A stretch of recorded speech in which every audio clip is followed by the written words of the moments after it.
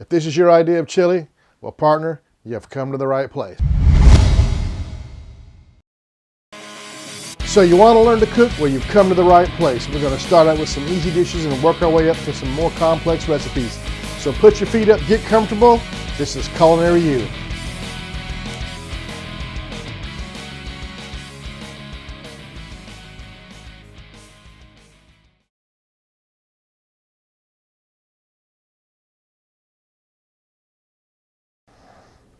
Welcome to Culinary U, the show that teaches you how to make delicious and nutritious meals without breaking the bank.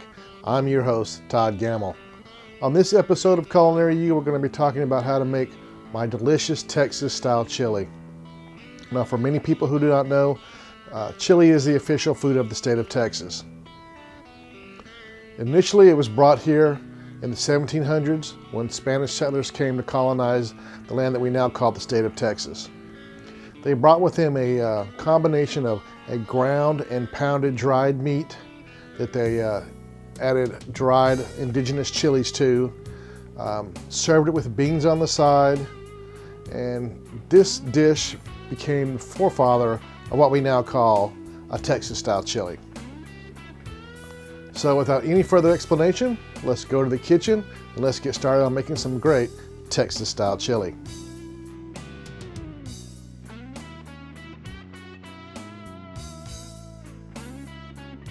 Welcome back. Now let's look at some of the ingredients we're going to use to make our Texas-style chili. We're going to start out with a pound of ground beef, 1 onion diced, 3 minced cloves of garlic, 1 15-ounce can of diced tomatoes, 1 15-ounce can of pinto beans, 8-ounce can of tomato sauce, 2 to 3 tablespoons of ground chili powder, 1 tablespoon each of oregano, paprika, ground cumin, and we're going to add salt and pepper to taste. So first what we're going to do is we're going to heat up 2 tablespoons of olive oil over medium-high heat in our saucepan, and then we're going to add our diced onion. Now when you're cooking your onion, you want to cook it just until it's translucent or clear and soft. You really don't want the onion to become brown, and you really don't want it to be burned. Now once we have our onion done and we're sure that it's to the right proper consistency, we want to add our minced garlic. Now when cooking with garlic, you have to be really, really careful because garlic burns easily. And once you burn the garlic, well, the complete dish is just really ruined and you have to start over from scratch.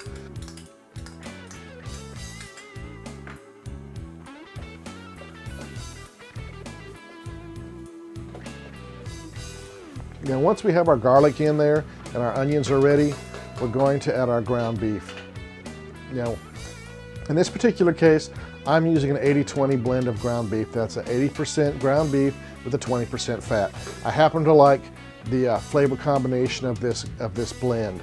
If you want to make something leaner, go with the 93.7, 93% ground beef, 7% fat. It's just a matter of personal preference.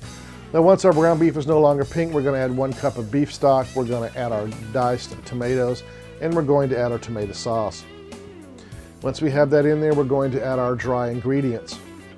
I'm going to mix all of our dry ingredients in at this point, and we want to make sure it's combined really well. Then we're going to run the heat up to a boil, and then once it becomes to boil, we're going to turn the heat down and we want to simmer the chili for about 15 to 20 minutes. And the reason we're doing this is we want to get these flavors to intermingle and meld together to give our body of chili some really great flavor. Now while this chili is cooking for this first 20 minutes, we're going to take our beans and we're going to drain them in a strainer in the sink. Now I know many people don't like to add beans to their chili, and when they hear this, some of you may actually turn this video off, but you know, beans are a matter of personal preference. In my family, beans were used as a measure to increase the yield of our dish. Beans are cheap, they're economical, they're a good source of protein. I like the taste. In my family, beans have always been an integral part of our chili. So once we've got our beans rinsed, we're going to add them to our chili and cook for another 45 to 60 minutes. As you can see here on the pot, it looks very nice. Then we're going to dish up our Texas-style chili. And you can see it's a beautiful chili. You garnish it with some fresh chopped onions and some cheddar cheese. It's fantastic. You can serve it over Fritos or corn chips and have a Frito pie, just like you get at the state fair. It's great over rice. It was just a great dish. It's easy to make. It's great on a cold winter day, and it beats anything that you can buy in a can.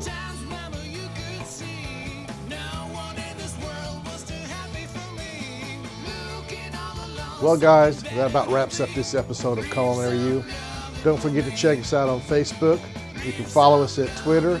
You can get a complete breakdown of the recipe in this episode at our blog spot right here at www.culinaryu.blogspot.com, or you can send us an email of any recipes you'd like to see on the show at culinaryu@gmail.com. So once again, we thank you for coming to see us. We'd like to say salam, shalom, peace. And until next time, this is Culinary U.